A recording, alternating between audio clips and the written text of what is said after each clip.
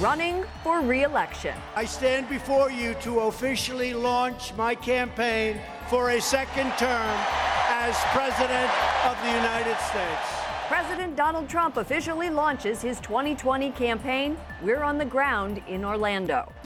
Criminal referrals. Lawmakers ask for an update on proposed charges against Planned Parenthood. That's the spirit. Pope Francis tells the faithful the best way to tear down barriers. And a vow of disobedience. We'll take you to a mass in Brazil disrupted by an unexpected guest. On EWTN News Nightly for Wednesday, June 19th, 2019.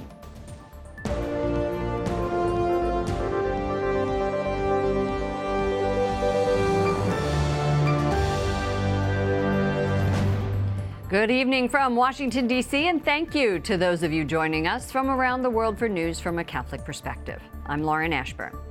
The 2020 campaign season is officially underway for President Donald Trump. Last night, he kicked off his re-election effort, highlighting his pro-life position and jabbing at the press, poking fun at the political establishment he ran against in 2016. White House correspondent Mark Irons was at last night's rally, and he joins us with more. Good evening, Lauren. President Trump has never really stopped campaigning since his election in 2016. Speaking to supporters in venues like the one behind me, where here last night he previewed a new campaign slogan for 2020.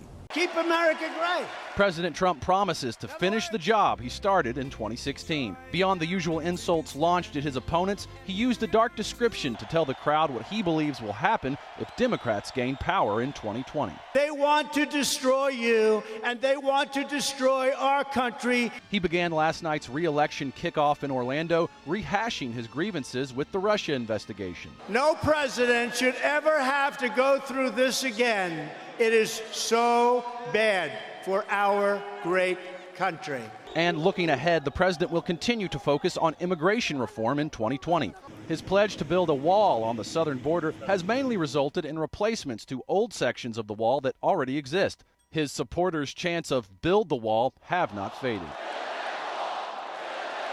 And we are building the wall. We're going to have over 400 miles of wall built by the end of next year. To loud applause, the president also highlighted his commitment to unborn babies.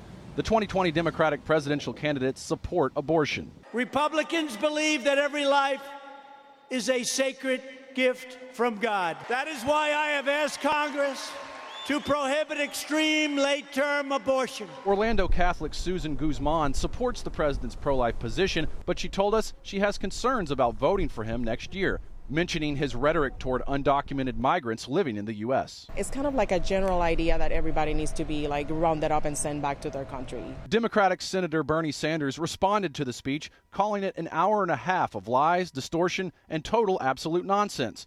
But the presidential hopeful is concerned about what was not said. Maybe I missed it.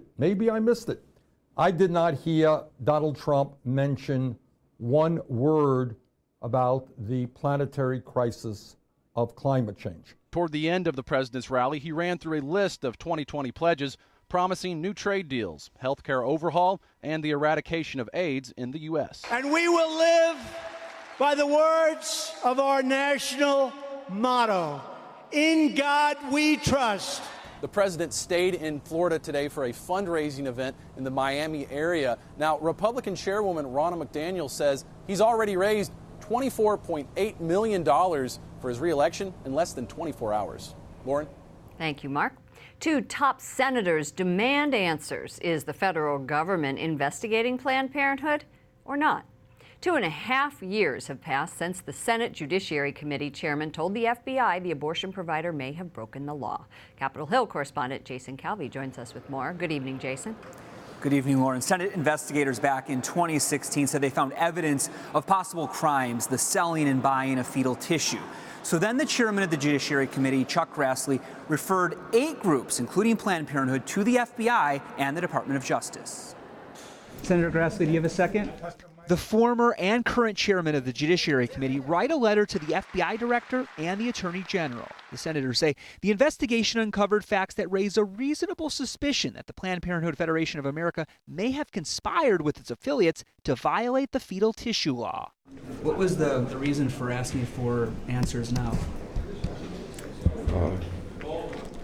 It follows on to a lot of the investigations we've been doing on Planned Parenthood. What was the reason for sending this letter yesterday? I'll get back with you. The Republicans also sent the letter to Democrat Dianne Feinstein. This is one of the most sensitive issues that we have. It touches on all kinds of things, religious belief, human rights, everything. So it's not an easy issue. On the other side of the Capitol, this is about abortion. Women are not going back. Women are not going back. This is not going to be tolerated right now. Democrats question the Trump administration on Title X, the federal government program for women's health and family planning. What I'm hearing from you is there's no evidence that you're aware of that Title X money is being used to provide abortions as a method of birth control.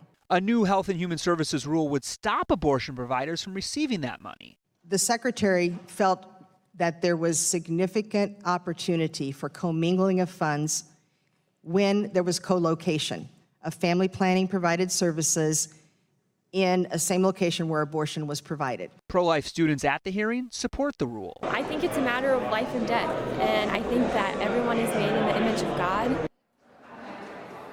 Planned Parenthood blasts the new regulation, which is called the Protect Life Rule. They launched the Protect 10 campaign. Attorneys general in 23 states have sued, and lower courts have put the rule on hold.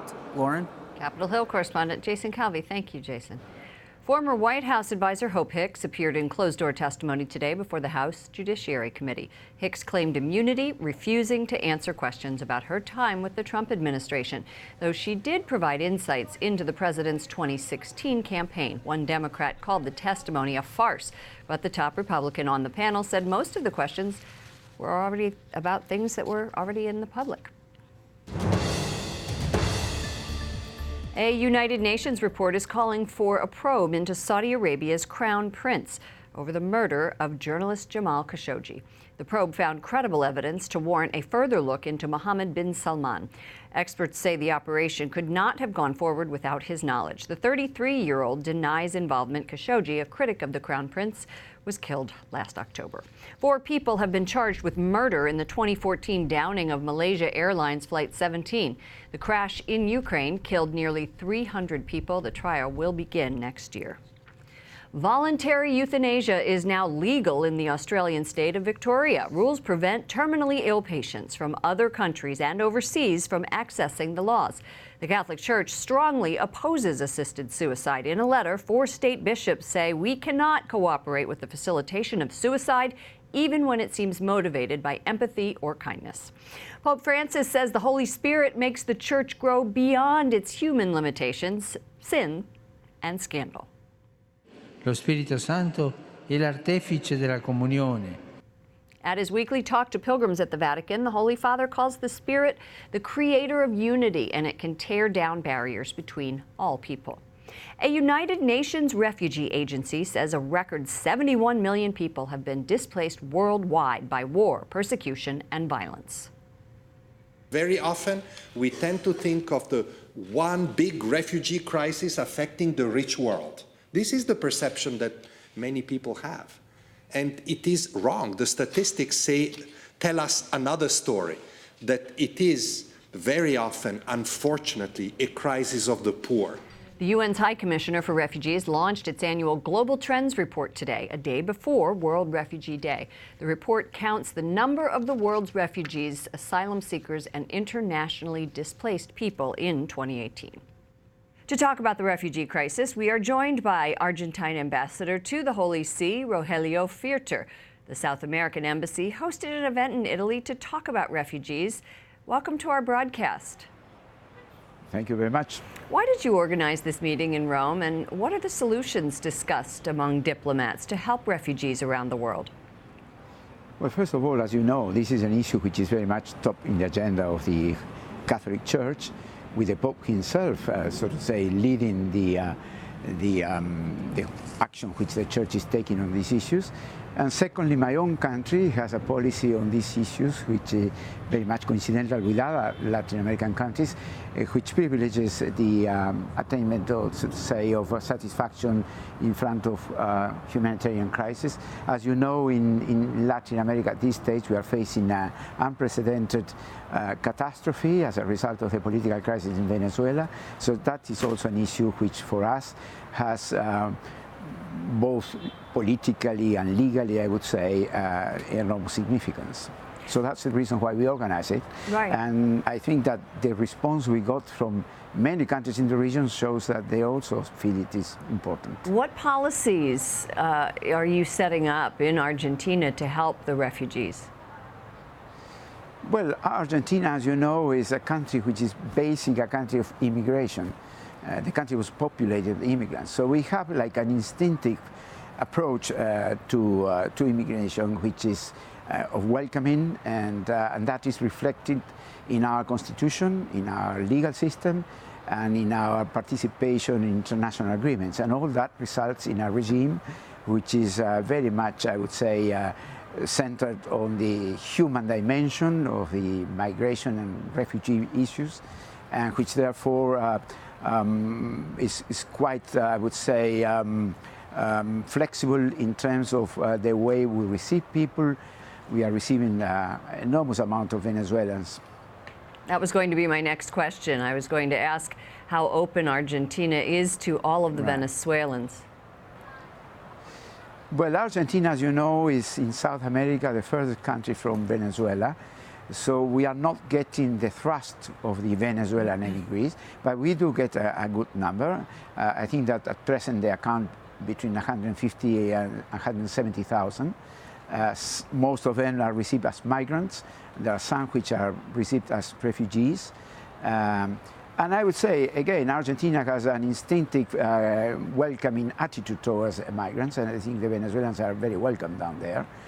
Other countries in South America, take it Colombia, Ecuador, and Peru, which are much more exposed to, shortened distances with Venezuela. Of course, they are very much receiving larger quantities than we are. Argentina and Chile are, I think, the two countries which are receiving the least. Argentinian ambassador to the Holy See, thank you for that update. Thank you very much. Coming up, an update on the protests in Hong Kong and the role of Catholics.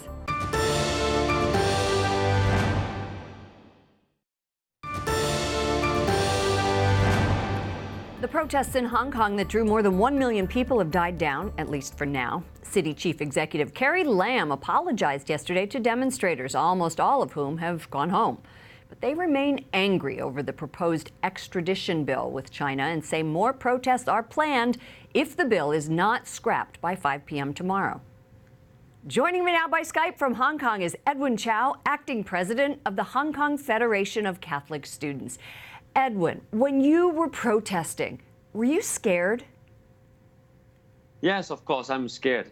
Yeah, actually, I can honestly tell you that I'm afraid that I will be arrested by the police or even shot by the police. So, because the situation in Hong Kong is changing every day, you can see that the police on the 12th of June, they shoot at the student. They arrest many students. Some of the students they have used 150 tear gas. So you can see that actually we are afraid.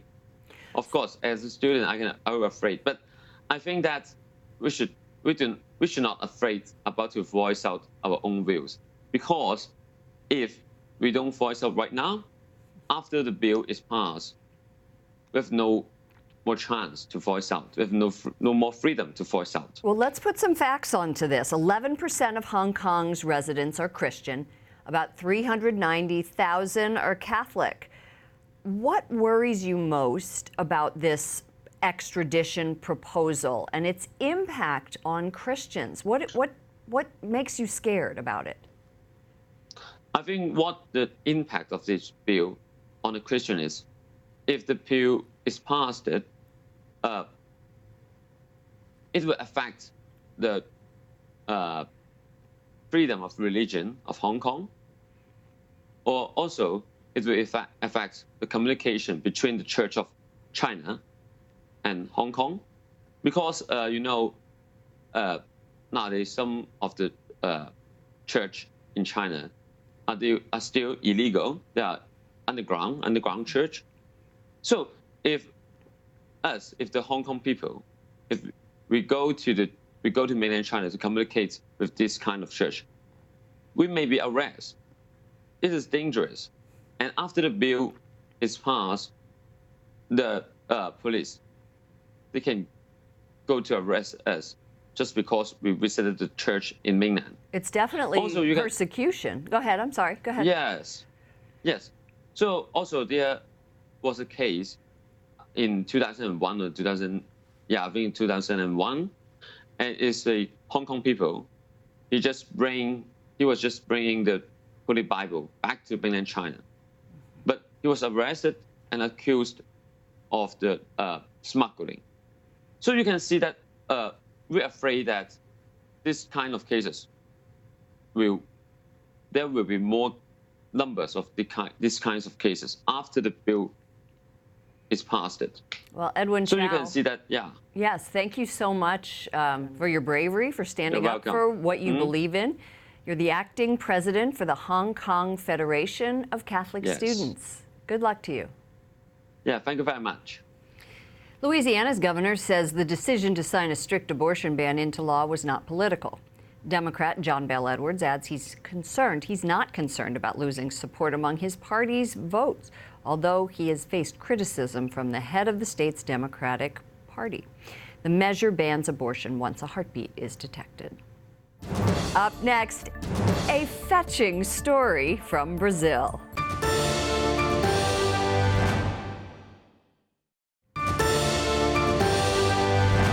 A small Texas town outlaws abortion and declares itself a sanctuary city for the unborn.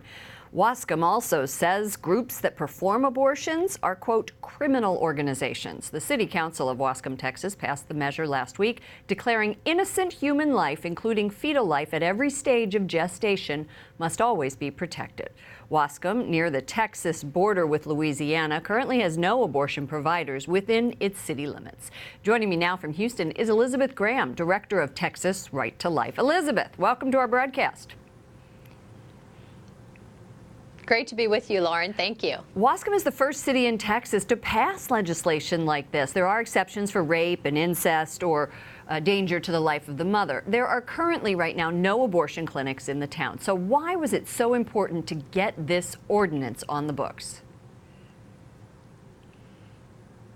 Very important move by the Wascom City Council because Louisiana now offers more protections for preborn children than Texas does.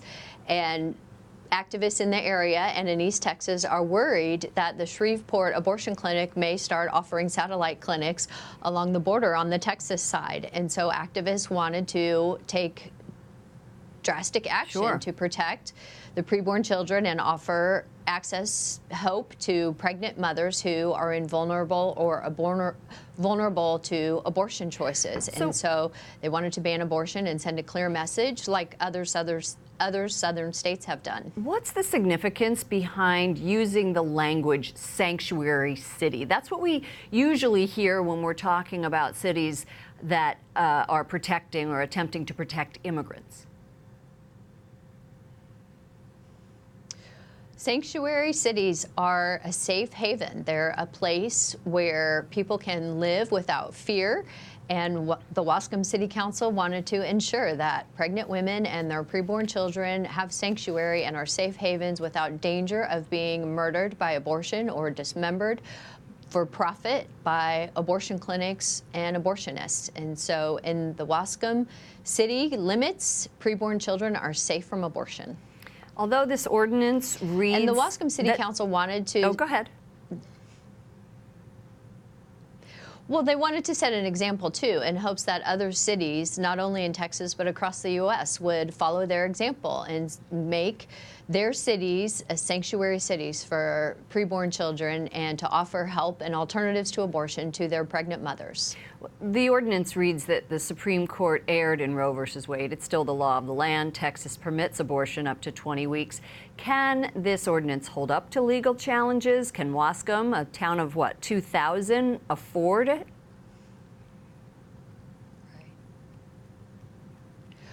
Well, the legal arguments will play out in court if anyone challenges. Some have said that Wascom won't have any standing because there aren't any abortion clinics in Wascom and there isn't any abortion currently in Wascom. But also some would say that they're fully within their jurisdiction to protect preborn children and to do what the city wishes. Most cities and city councils can decide what type of businesses they grant licenses and allow to operate within their city limits. So there are legal arguments for every aspect of this type of case or this type of ordinance.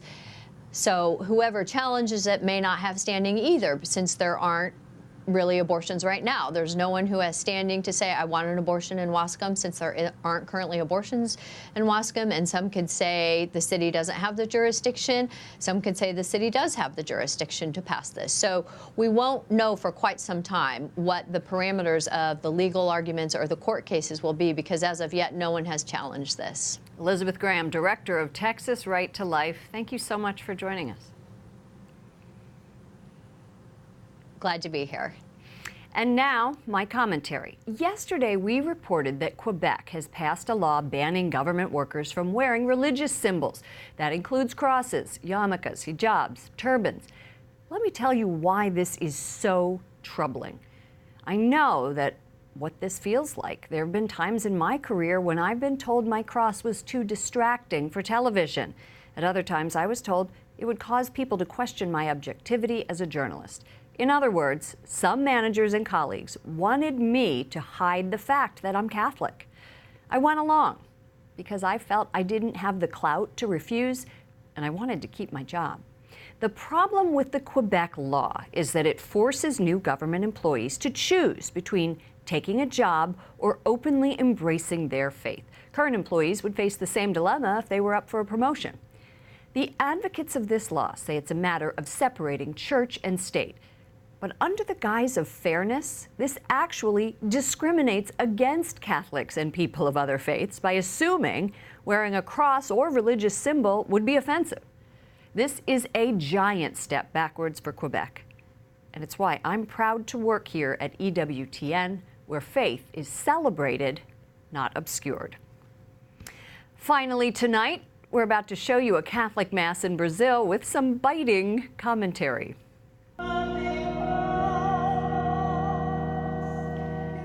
This is a playful dog who broke into a Mass at Our Lady of Sorrows and found its way to Father Jose Geraldo Sobreira. I know some of you think a dog interrupting Mass is very inappropriate. The father, though, rather than shooing it away, you could say it became his pet project. The video was posted on social media. One comment said that animals are in this world to teach us what pure love is.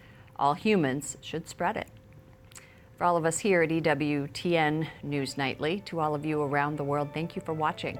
I'm Lauren Ashburn. Let's keep in touch online. Follow me at Lauren Ashburn on Twitter and Lauren Ashburn EWTN on Facebook. Good night, and God bless you.